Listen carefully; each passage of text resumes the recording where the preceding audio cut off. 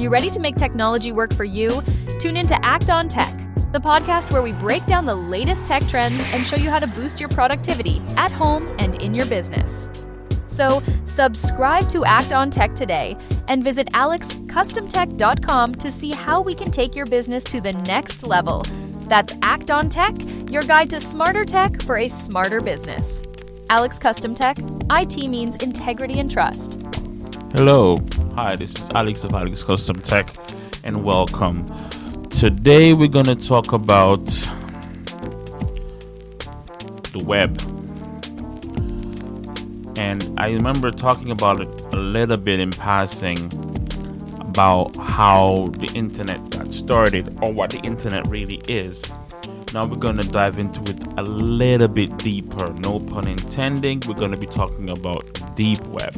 So how I learned about this, of course, was in school when I was getting my certifications and my certificate.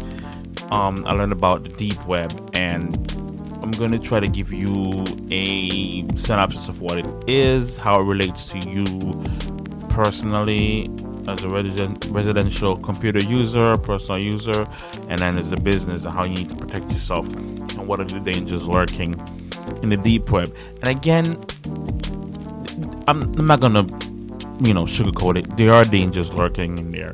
I'm going to tell you how to prevent that on your systems. And it's not a podcast to tell you to go there or if you should go there. And I'm not going to do this whole moral thing or right or wrong per se, because it weeds off into morality and politics, and I'm not really trying to do that here on my podcast. I'm just trying to give you guys information that you can use to protect yourself and your family and your business. Okay? So, yes, the deep web.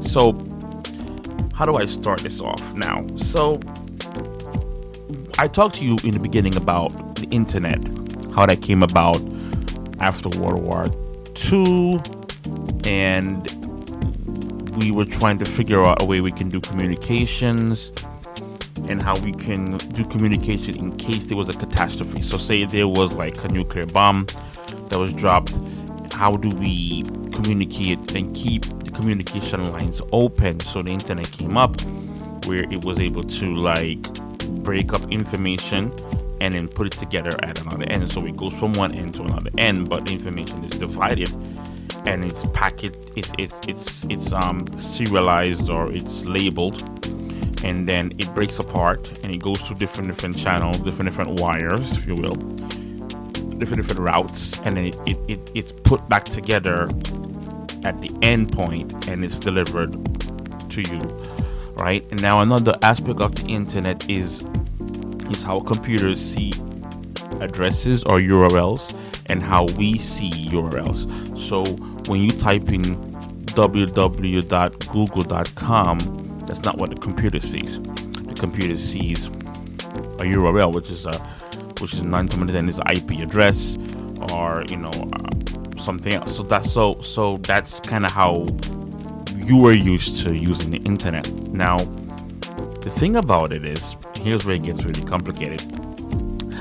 The web on a whole, so not the web on a whole, really is just all the computers in the world that are connected to the web have their own information, whether they be servers or personal computers or whatever. They all have their own information on them, and then they're connected to each other, or they're connected to the web, and then the communication, like I said before, where it's originally for one point, breaks up, goes to different routes, and connect at the end. That happens on the entire web. But the web that we see on a day-to-day basis from our phone and at home or in business is known as the surface web. And think of it like an iceberg. So an iceberg, you're in the sea, out in the sea, and you see an iceberg. And this is what happened to the Titanic or other ships. They have people look out on these towers, and they'll be lookout for iceberg. And if they see the iceberg, they will yell iceberg ahead, where it's located, and then the captain will try to steer the ship away from the iceberg, right? But remember, the iceberg that you see is only a part of it. There's a whole other level of ice underneath the water that you can't see. And that's how I want you to think of the web. So Google, Facebook, Wikipedia, e-commerce, blogs, YouTube, and all the websites you can type in www.com go to, those are known as the surface web. Here's where it gets weird. That's only 1% of the entire iceberg. So all those sites that we can go and we can spend hours on, we're looking at the internet, we spend hours on our phones, and we send messages back and forth to each other. We spend all this time on the internet. It's only 1% of the internet we're using. Underneath that, it's kind of where I live. Well, not really live, but where I go. And from my understanding, it's called the bridge layer or Berg's layer. Let me see if I can look it up here. Let me see, layer. Okay, so it's and that's where your which is known as these websites are known as torrent websites. So that's where people can watch movies that were banned, or watch movies that were just released in the theaters, and somebody from one of the theaters got a hold of the content and uploaded it to this particular part of the web. And then if you have the right tools, you can again have access to those movies or music or whatever media file that you want. Well, not only media file, not only video games, movies, software, whatever computer thing. This is file sharing, but it's direct file sharing. So it's called torrents. It's another topic. I don't want to go into too much about that. Torrents itself is not illegal. Where it gets illegal is where if it's copyrighted. So if somebody get a hold of a movie that's actually in theaters and they steal that's what it is, stealing it, and then they upload it to this part of the web, and then you're able to pull it down, that's copyrighted content, and that's where it gets kind of murky. Now, I have my takes on that, and that's a different topic, right? But that's one layer. Now, once you go beyond the surface level of the web, you're exposing yourself to being hacked. Now, you can't go from the surface level to the deep web or the dark web without a special browser. So your browsers, are Safari, Chrome, Explorer, or Edge. Those only give you access to the surface level, the sites that you know. The Onion browser gives you access to the lower parts of the iceberg, actually the whole thing. Now, how the Onion work is an additional layer from the military. So I think it's in the 80s or the 90s this took place. But what the problem the federal government, the U.S. government, the U.S. military had is that they wanted to be able to send files back and forth, but have it be encrypted where the Soviet Union can't really see the file. So they came up with the Onion browser. And what the Onion browser does, it takes this initial concept of the internet where you have the file, and then it split it up into different pieces, and it puts it back together at the end. It said, let's add some more layers to that. So what they did, they say, okay, we're going to create this file, and then we're going to wrap it in encryption. But instead of one encryption, they're gonna keep wrapping in encryptions, and it come like an onion, or you peel the onion in different layers. The information is inside it, and it's just multiple layers of encryption. And when it goes through the onion browser, it has to hit multiple points, and each points have a key, right? But by the time it gets to the end, you don't really know where the file was coming from.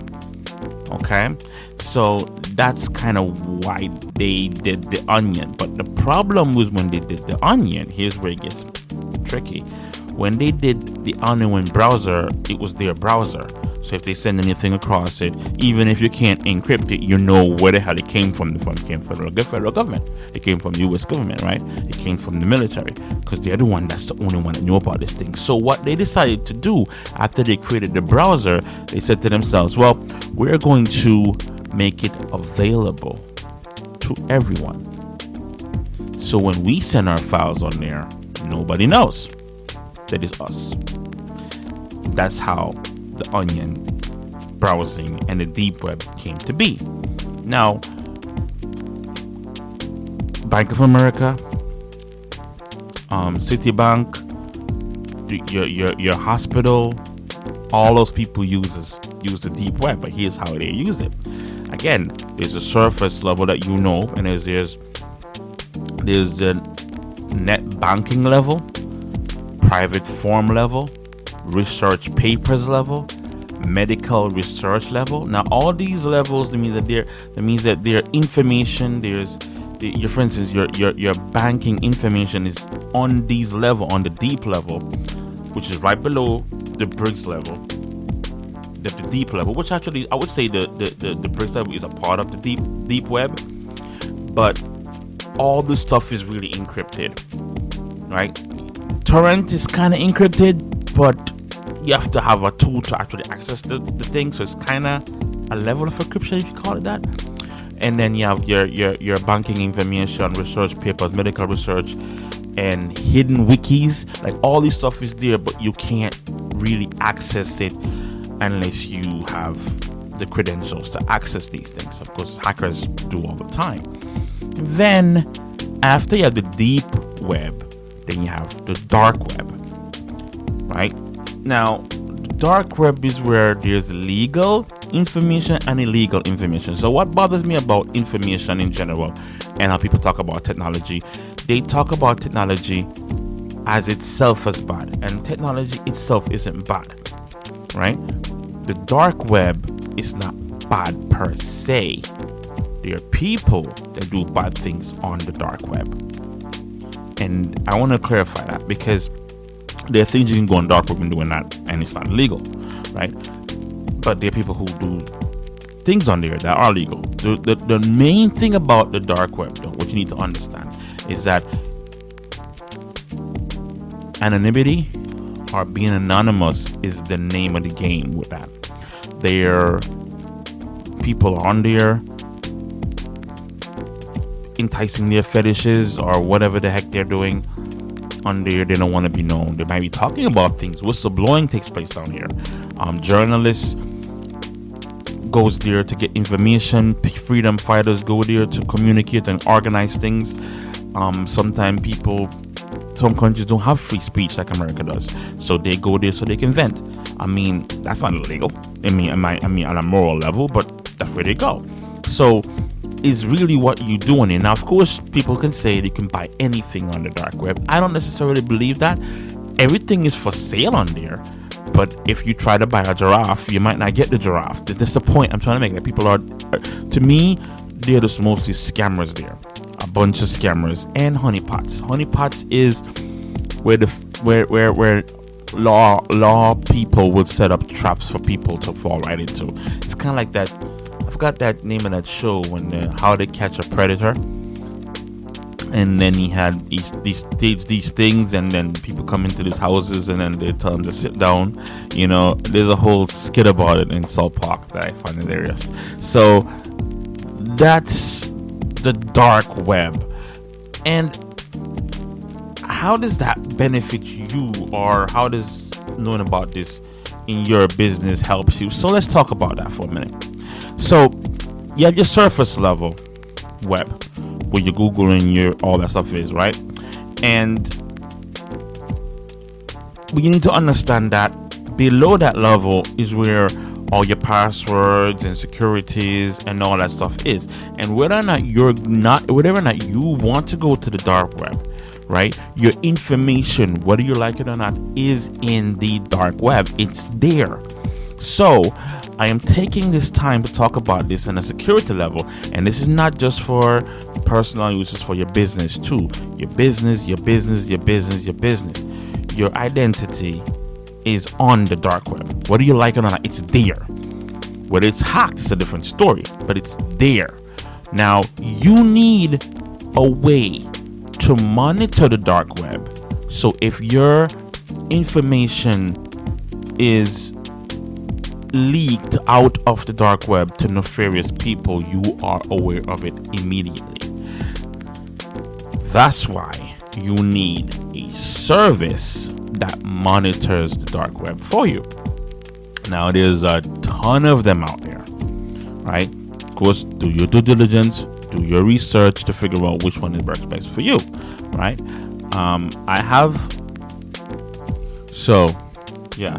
Like I was saying, so you need something that protects your information online.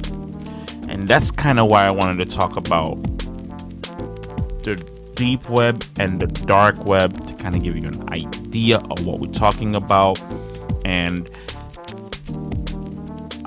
what you can do on your end to protect yourself. So this is not just for your business, although this does affect your business and your personal life. So the one that I use is Aurora, Aura. I love it. I swear by it. That's what I use, and it works for me, right? And what it does, it protects me on several different levels. It's my top choice. Like I said, I personally use that one, and it checked my credit. It has a mobile application on it, so it's on my phone, and it monitors the dark web. It has an antivirus and a VPN built in, and anti-theft monitoring. So if anybody get hacked or any companies get hacked, my information alerts me right away. I know about it. I can be aware of it. It does these things. Now, this is not the only one. Let me give you another one. Right? There's Identity Guard that also does this. You can write these down and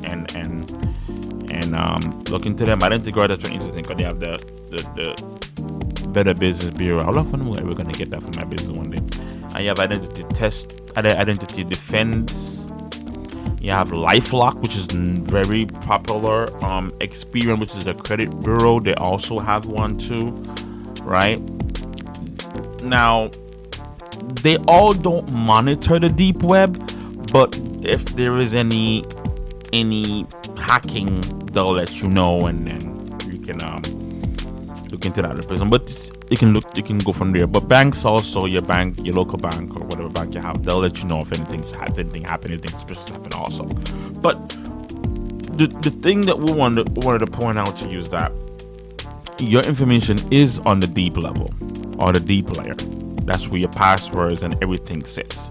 Of course, it's not easy to get to it, but hackers can get to it. They're known as backdoor attacks, or once you have access in there, there's access in there. And it takes a long time. Once they're in, and it takes people a long time to figure out that they're in there, right? And then they'll take that information and then they'll sell it on the dark web, and people will buy and steal your information or buy things in your name or steal your house or whatever the heck they want to do. So you need a way to combat that by being alert if it does happen. That's why I'm saying this. So yes, it was created for a good purpose, right? But people use it in a bad way, right? Anonymously, and they sell your identity, and that's kind of what is happening now. If you want to go on the dark web yourself, I would recommend you not do that unless you're okay. Let me see if I can actually do it this way. Am I gonna tell you not to go because you're a grown person? You can go. If you are gonna go on the dark web, you're gonna need an Onion browser, right? it does help you, but it doesn't fully protect you. You're gonna need a Onion browser, you're gonna need a sandbox, and you're gonna need a VPN. That's the best way to go on there. But also, when you get those things, you must never reveal yourself on there. If anonymity is the name of the game, you go in there with the same approach. Now, let me talk about what the three things are. The Onion browsers that we talked about, what the US research people invented so that they can encrypt documents and send to each other without other people knowing about it. And so that's available for everybody, right? Anybody can get that as open source software. Download on your computer and you can go on the dark web. But it's not safe, because once you're in there, here's this layer, but when it comes out on the other end, people can tell who you are, what IP address they're coming from, or not IP address, but they can tell where they can probably track you down that way. So you're gonna need, also with the Onion browser, you're gonna need a VPN. VPN, you know what that is. We talked about that earlier. A VPN then will protect you as far as like keeping your, anonymity online. Now, the sandbox is where you're gonna pick a computer that doesn't have any of your personal information on, and you're gonna use that computer only to go to install Onion and go on the dark web. Now, the reason why you have the sandbox computer, kind of like is if you do come across something nefarious, because there's a lot of viruses sitting on this thing, right? People create them, sit it there, you click on it, you download something to your computer, and then they get all your information. When you have the sandbox, it's isolated computer that if it gets hacked, it doesn't go anywhere else. And that's the things you do to go on the dark web. Now, personally, I don't recommend anybody doing this. I am recommending you be aware of it and you protect yourself by getting a identity protection software or service so that you can protect yourself and your business and your credit and your name. You can protect yourself so that these stuff doesn't affect you, or if anything should happen, you know about it ahead of time. That's what I want you to focus and take out of this podcast. Not, let me go on the deep web and hire a hitman for my ex-wife. I'm not telling you to do that. And not only that, there are people out there that do that stuff. As far as like there's a marketplace. Because what happens with the surface level of internet, where Google and Yahoo sits, that's indexed, right? The dark web, the deep web is not indexed, and the dark web has a kind of an index, or a shopping place where you can find whatever you want to find. But that's where the child pornography is, and the weird piranha and the red rooms and all these weird things that you really shouldn't be looking at. Okay, that's where that sits. Because remember, I talked about the honeypot. That's where the cops. It's not illegal to go to the dark web, but it's illegal to go to certain places and look at certain things. So just to not even mess with it, just stay away from it. Okay, like I said, I am familiar with the dark web, and I have Onion and a computer in my house that does one particular ICs, right? And I struggle with that because the interpretation of copyright is not how I see copyright. So I'm not telling you to do it, okay? And the point is, how I can justify me doing it is like I've always done it. When I was a kid, I used to buy cassettes, physical media, right? I used to buy albums on cassette. So people used to buy albums, and I had a boombox that had 2 decks on it. You could copy over music, and then one person would buy it, and then the other person could give me a copy, and that was it. I don't think selling copyrighted things is right. I think that's illegal, and I think you should be put in jail for that. People should be compensated for their work. But lending your friend a copy for free, I don't think should be illegal.